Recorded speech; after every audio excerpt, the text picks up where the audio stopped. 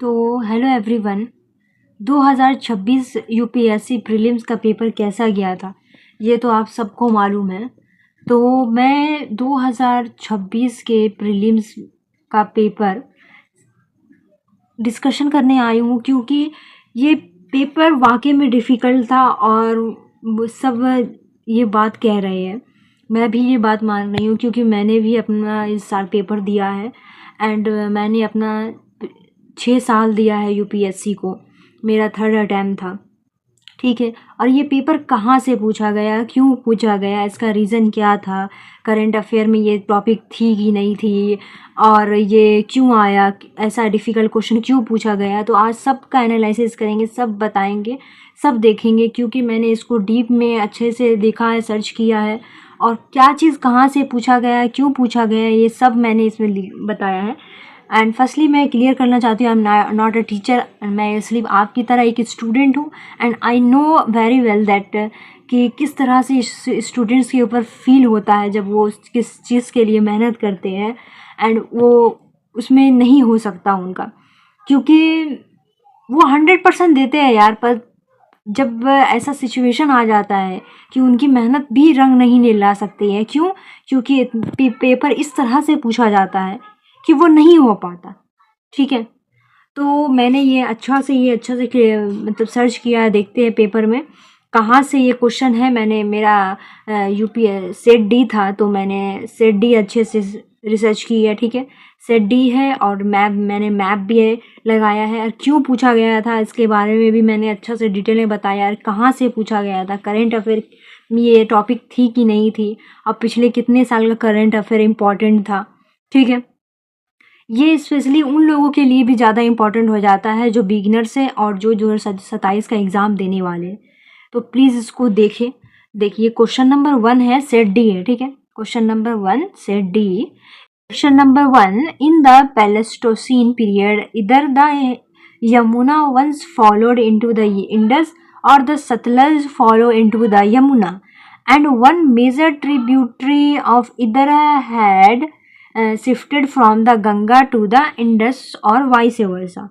मतलब इसमें पूछा गया है कि पैलेस्टोसीन पीरियड ज्योग्राफिकल अप्रोच में या तो यमुना पहले इंडस रिवर में बहती थी या सतलज रिवर पहले यमुना में मिलती थी, और इनमें से किसी एक की बड़ी मतलब ट्रिब्यूटरी गंगा से इंडस की तरफ या इंडस से गंगा की तरफ शिफ्ट हो गई थी, ठीक है। तो क्वेश्चन ये पूछा जा रहा है और ऑप्शन है which of the following is are the basis of the above assertion. Option number 1 the Nadi Sukta of the Rigveda. Option number 2 the explorations of the Sutlej and the Yamuna by Robert first Foote, ठीक है। Option number 3 the presence of the same species of dolphins in both the Indus and the Ganga river system. तो ये मतलब इसका क्या कहना चाह रहा है कि बहुत साल पहले जब प्लेस्टोसीन पीरियड के टाइम में नॉर्थ इंडिया की नदियाँ वैसी नहीं थी, ठीक है, वैसी नहीं बहती थी जैसे आज बहती है। पहले यमुना, सतलज और इंडस का आपस में कनेक्शन था और ज़मीन के हिलने डुलने मतलब टेक्टोनिक चेंजेस की वजह से इनका रास्ता बदल गया। कैसे बदला, क्यों बदला, देखो ऑप्शन नंबर ये अभी पढ़ेंगे। ऑप्शन नंबर 1 गलत है। तो ऑप्शन नंबर 1 गलत क्यों है कि ये पूछा गया है the Nadi Sukta of the Rigveda. ये मतलब ऋग्वेदा हिम 75 बुक 10 का एक मतलब श्लोक है, मंत्रा है, जिसमें पुरानी इंडियाज रिवर जैसे गंगा, यमुना, सरस्वती, सतलज की लिस्ट दी गई है और उनकी तारीफ की गई है, ठीक है। तो ये गलत इसलिए है क्योंकि ये एक हिस्टोरिकल और लिटरेरी मतलब साहित्यिक सोर्स है जो लगभग 1500 से लेकर के 1000 BCE लेट होलोसीन पीरियड का समय का हाल बताया है इसमें, ठीक है, इसमें बताया गया है। और ये कोई साइंटिफिक या जियोलॉजिकल प्रूफ नहीं है जो लाखों साल पहले की प्लेस्टोसीन एपोच में हुए रिवर्स कैप्चर्स नदियाँ का रास्ता बदलना को मतलब प्रूफ कर सके। ठीक है, इसलिए ये स्टेटमेंट ऑप्शन नंबर 1 इनकरेक्ट है। ऑप्शन नंबर 2 इनकरेक्ट क्यों है? क्योंकि रॉबर्ट बर्सफुट को father of Indian pre history कहा जाता है। उन्होंने इंडिया में सबसे पहले साउथ इंडिया से पत्थर के पुराने हथियार जैसे पेलियोलिथिक स्टोन्स टूल खोजे थे। ठीक है, उनका काम क्या था? साउथ और वेस्टर्न इंडिया में पुराने ज़मीन की निशानियां, हथियार और पत्थरों पर आर्कोलॉजिकल रिमेन्स काम करना। उन्होंने नॉर्थ इंडिया की सतलज यमुना नदियों के बदलते रास्तों का कोई जियोलॉजिकल नक्शा या एक्सप्लोरेशन नहीं किया था, इसलिए ऑप्शन नंबर 2 भी इनकरेक्ट है। और ऑप्शन नंबर 3 करेक्ट क्यों है? क्योंकि ये ब्लाइंड फ्रेश वाटर डॉल्फिन्स है जो इंडस और गंगा ब्रह्मपुत्र दोनों रिवर्स नेटवर्क में पाई जाती है। ठीक है, ये डॉल्फिन सिर्फ मीठे पानी फ्रेश वाटर में मतलब जिंदा रहती है। ये समुद्र के खारे पानी में तैरकर एक नदी से दूसरे नदी तक नहीं जा सकती है। अगर ये दोनों अलग अलग रिवर सिस्टम में मिल रही है तो इसका मतलब है क्या? पुराने ज़माने में प्लेस्टोसीन अप्रोच में ये दोनों रिवर्स नेटवर्क्स आपस में जुड़े हुए थे। ठीक है, जैसे इंडो ब्रह्म और शिवालिक रिवर सिस्टम कहा जाता है, जिसे बाद में ज़मीन जैसे टेक्टोनिक चेंजेस की वजह से ये दोनों अलग अलग हो गए। ठीक है, देखो अब इसका ये दोनों अलग अलग कैसे हुई, इसका मैप देखो। इसलिए मैंने ना मैप भी दे दिया है कि मतलब समझ में आए अच्छे तरीका से। ठीक है, देखो मैप प्लेस्टोसीन एपोच मतलब यहाँ पे इस मैप में दिया गया है कि इंडो ब्रह्मा रिवर कहते थे, उस समय इसे इंडो ब्रह्मा रिवर कहते थे। मतलब ये एक के पहले इंडस, गंगा और ब्रह्मपुत्र सभी को मिला करके सभी एक ही थे, जिसे इंडो ब्रह्मा रिवर सिस्टम कहा जाता था। ठीक है, जब अर्थ पर टेक्टोनिक चेंजेस हुए तो बीच में एक पानी का डिवीजन बन गया। क्या हुआ? एक पानी का डिवीजन बन गया। ठीक है, वो जिसे क्या कहते हैं? वाटर डिवाइडेड बोलते हैं। पंजाब और हरियाणा एक आसपास, ठीक है, के आसपास, इसलिए इस वजह से ये इंडो ब्रह्मा रिवर टूट गई और आज के टाइम की इंडस और गंगा ब्रह्मपुत्र रिवर अलग अलग हो गई। ठीक है, इसलिए मैंने ये मैप भी दे दिया है क्योंकि आपको क्लियर कट अच्छा से समझ में आ जाए। ठीक है, तो गंगा ब्रह्मपुत्र रिवर्स अलग अलग हो गई और यही रीज़न है कि आज भी आपको इंडस और गंगा दोनों रिवर सिस्टम में एक जैसी स्पीसीज की फ्रेश वाटर डॉल्फिन मिलती है, क्योंकि ये पहले सब एक ही नदी का हिस्सा हुआ करता था। ठीक है, अब ये देखो कि ये कहाँ से पूछा गया है। ठीक है, मैंने तो ये आपको एक्सप्लेन कर दिया कौन सा गलत है और क्यों गलत है। अब ये देखो ये कौन से सोर्स से पूछा गया था और ये इतना डिफ़िकल्ट क्यों था। ये NCERT's का जो क्लास 11 है, इंडियन फिजिकल इन्वायरमेंट, ठीक है, चैप्टर 3 ड्रेनेज सिस्टम, इससे ये टॉपिक पूछी गई थी। ठीक है, जिसमें चैप्टर में इवोल्यूशन ऑफ हिमालय ड्रेनेज के बारे में दिया हुआ है और इसमें इंडो ब्रह्मा शिवालिक रिवर्स की हाइपोथेसिस दी गई है, जिसमें बताया गया है कि मतलब पहले प्लेट्यूज, दिल्ली, अरावली जैसे मतलब टेक्टोनिक चेंजेस की वजह से कैसे गंगा, इंडस एंड रिवर्स कैसे अलग अलग हुए और कैसे ये अलग अलग हिस्सों में बढ़ गई। और एडवांस बुक नहीं है ज्योग्राफी का, फिजिकल ज्योग्राफी, तो उसके जो है सविंद्र सिंह जियोमॉर्फोलॉजी, ठीक है, इसमें भी एवोल्यूशनरी डिस्कस मिलता है यही टॉपिक से इसीलिए NCERT's इम्पॉर्टेंट हो जाता है हमारे लिए। और अब देखिए NCERT's काफ़ी इम्पॉर्टेंट हो जाता है। अब करेंट अफेयर कहाँ कहाँ से पूछा गया था, तो करंट अफेयर पिछले 2 साल का बहुत इंपॉर्टेंट होता है। UPSC all student this things know, वो जानते हैं बहुत अच्छा से कि 2 साल का करंट अफेयर इज़ मस्ट। तो ये मई 24 में और 25 के अर्ली टाइम में आया था इन द हिंदू और डाउन टू अर्थ से ये टॉपिक चर्चा में थी कि ये प्रोजेक्ट डॉल्फिन से सीधे कनेक्टेड है ये, ठीक है, कि इंटरनेशनल साइंटिस्ट के बीच एक डाटा डिस्कशन चल रहा था कि क्या Indus river dolphin, Ganga river dolphin 2 अलग अलग स्पीसीज़, ठीक है या एक ही 2 सब स्पीसीज़ है। ये सब न्यूज़ चल रहा था करंट में, ठीक है।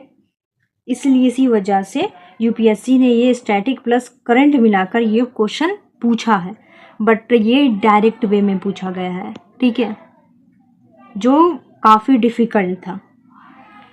पीवाईक्यूज़ में काफ़ी मतलब गंगा रिवर डॉल्फिन से काफ़ी सवाल आते हैं, 1 या 2 आते हैं या ईयर वाइज आते हैं या मतलब हर साल पूछे जाते हैं या कभी कभी छोड़ करके ही पूछे जाते हैं। 2014 में जैसे आया था, 15 में आया था, 2020 में आया था, ठीक है, पहले सिर्फ डॉल्फिन पर। और 2026 में क्या हुआ है कि पहले सिर्फ रिवर्स और डॉल्फिन पर सवाल आया करता था और 2026 में ये क्या किया है, इसलिए ये डिफ़िकल्ट क्यों था कि उन बायोलॉजी और जियोग्राफी दोनों को एक साथ मिलाकर एक नया तरीका का एस्ट्रेशन क्वेश्चन पूछा गया था, ठीक है, एक नया पैटर्न तरह तरह का पूछा गया था, इसलिए ये डिफ़िकल्ट था एंड स्टूडेंट्स काफ़ी टेंस में थे एंड मी ऑल्सो, मैं भी, मेरा ही पेपर मतलब मेरा 3rd अटैम्प्ट था एंड दैट कैसा गया वो आप लोग ही जानते होंगे।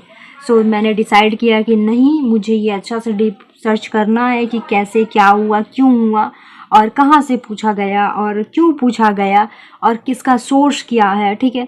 दैट्स द रीज़न मैं जब से मैंने एग्ज़ाम दे के आया है, पहले तो मैं डिप्रेशन छोड़ ही दो, टेंशन में थी, तो उसके बाद मैंने सर्च किया, अच्छा से देखा, मैंने रीराइट की इसको अच्छा से, ठीक है, टाइप अप किया, अच्छा से देखा है।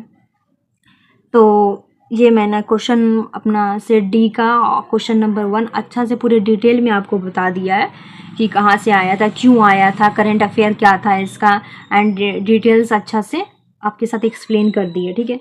तो क्वेश्चन नंबर 2 देखते हैं एंड ये पता है हम लोग के लिए तो इम्पॉर्टेंट है, ऑल यूपीएससी स्टूडेंट्स के लिए, बट ये उनके लिए भी इम्पॉर्टेंट है जो 2027 में एग्ज़ाम देंगे, ठीक है। उनको ये अच्छा से क्लैरिटी मिल जाएगा कि हाँ भाई कहाँ से क्वेश्चन पूछे जा रहे हैं, अब इसका पैटर्न न्यूज़ चेंज कैसा हो गया है और क्यों पूछा जा रहा है और किस रीज़न से पूछा जा रहा है, ठीक है। तो ये सेट डी का क्वेश्चन नंबर 2 है, चलिए देखते हैं।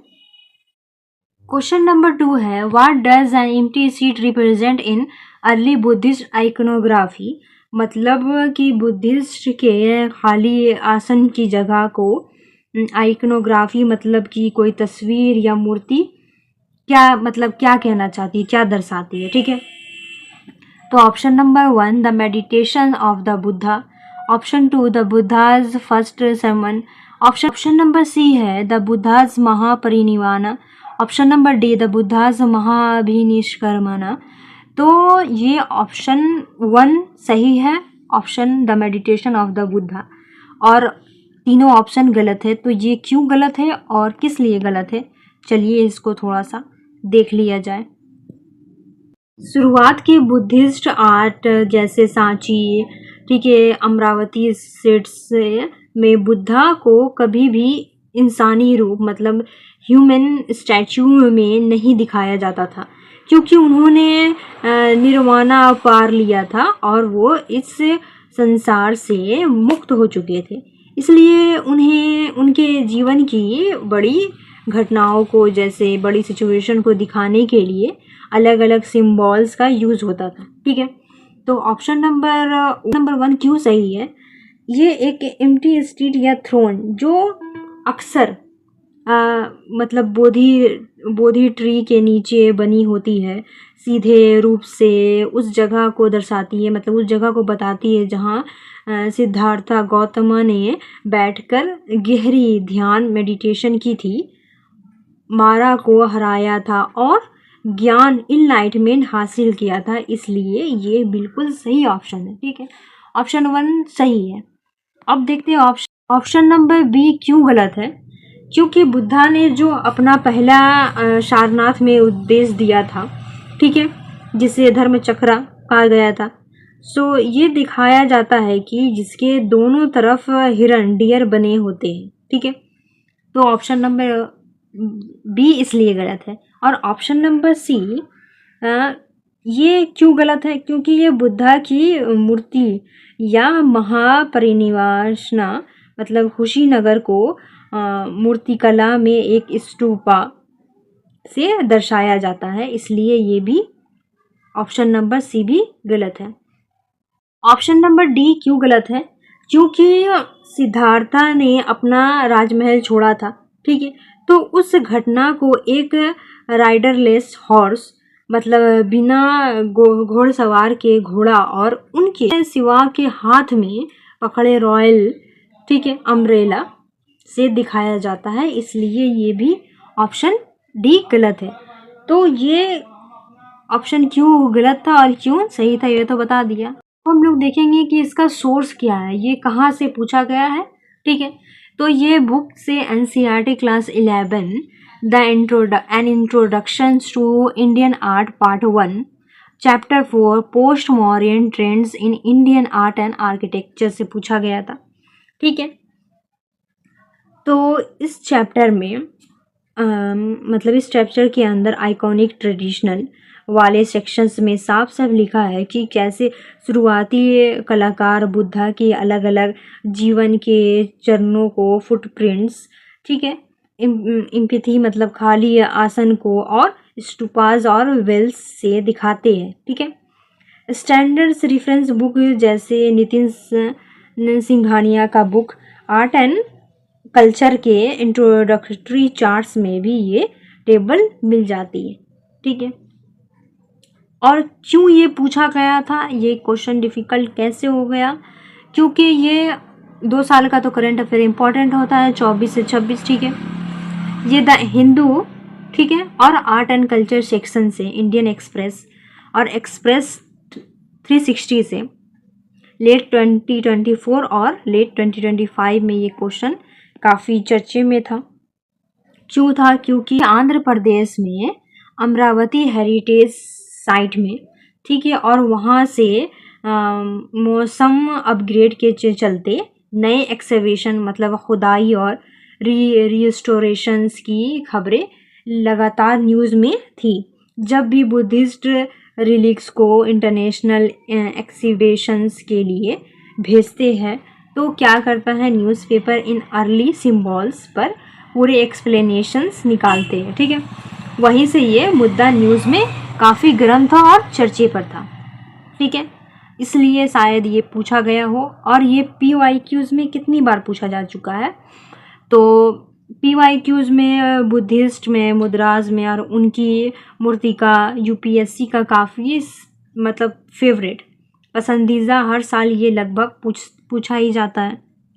तो महायान और हीनयान में 2016, 19, 20, 22 में सवाल आ चुके हैं। पहले इनडायरेक्ट तरीके से ये सिंबल्स को पूछा जाता था। देखो ये चीज़ पर तुम गौर करना। ठीक है, पहले के पैटर्न क्या थे, पहले ये सवाल इनडायरेक्ट तरीके से पूछा जाता था, पर 2000 पेपर 26 का डिफ़िकल्ट इसलिए रहा क्योंकि ये डायरेक्ट सिंगल कॉन्सेप्चुअल क्वेश्चन बनाकर मतलब इम्प्लीसिट खाली स्थान का मतलब पूछा गया है, डायरेक्ट पूछा गया था। डेट्स द रीज़न ये पेपर डिफ़िकल्ट था। ठीक है, पहले अच्छा ये पैटर्न चेंज हो चुका है। ठीक है, पहले इनडायरेक्ट तरीके से क्वेश्चन पूछा जाता था। ठीक है, अब डायरेक्ट तरीके से पूछा जाता है। और पिछला 2 साल का तो करंट अफेयर, तो 2 साल का करंट अफेयर मस्ट है, मस्ट आपको पढ़ना ही है, देखना ही है कौन से टॉपिक से क्या आता है, क्यों पूछा जाता है, क्यों मतलब चर्चे में है, किस लिए, कैसे पूछ सकता है। ठीक है, और ये चीज़ पर आपको गौर करना ही है, आपको ये चीज़ छोड़ना नहीं है कि पहले का पैटर्न था इनडायरेक्ट तरीके से क्वेश्चन पूछा जाता था, बट अब क्वेश्चन को इनडायरेक्ट तरीके से पूछा जाता है। ठीक है, तो मैंने क्वेश्चन नंबर 1 एंड 2 अच्छे से आपके साथ एक्सप्लेन कर दिया है, क्योंकि मुझे ये सच में ये मैंने खुद अपने से ना, मुझे एक तरह का टेंशन था कि ये आखिर क्वेश्चन कैसे पूछा गया है, क्यों पूछा गया है, इससे ये पेपर हार्ड क्यों था। तो मुझे ये, मैं तब से ये तैयारी मतलब सच में लग गई थी कि कहाँ से पूछा गया, क्यों पूछा गया, क्यों ये इम्पॉर्टेंट है, इसका पैटर्न कैसे चेंज हो गया। ठीक है, तो मैंने ये और भी क्वेश्चन आगे काफ़ी डिफ़िकल्टीज़ से मैंने ये आगे भी ऑल द पैटर्न संभाला है। पैटर्न्स को मतलब अच्छे से सर्च किए हैं, अच्छे से देखा है कि कौन क्या है और क्यों है और किस लिए पूछा गया है। तो ये बहुत इम्पॉर्टेंट हो जाता है। ठीक है, और मैंने साथ में क्या किया है, ये मतलब समझने में काफ़ी इजी हो उसके लिए मैंने ये भी लगा दिया। ठीक है, अच्छे से जिससे समझा जा सके कि क्यों ये इम्पॉर्टेंट है। तो अभी मैं 2 ही आपके साथ शेयर करूँगी। ठीक है, बाद में देखती हूँ, क्योंकि अभी थोड़ा और मुझे सर्च करना बाकी है और थोड़ा देखना बाकी है आगे क्वेश्चन में। एंड ठीक है, मैं ज़रूर शेयर करूँगी, क्योंकि ये क्वेश्चन बहुत इम्पॉर्टेंट है और पैटर्न चेंज हो चुका है। एग्ज़ाम के 2027 में डायरेक्ट आपको से क्वेश्चन पूछा जाएगा, जैसे 2026 में पूछा गया है। तो प्लीज़ मेरी तरह गलतियाँ ना कीजिएगा। आप प्लीज़ फोकस करिएगा कि किस तरह से, क्यों है और किस लिए है और कहाँ से है।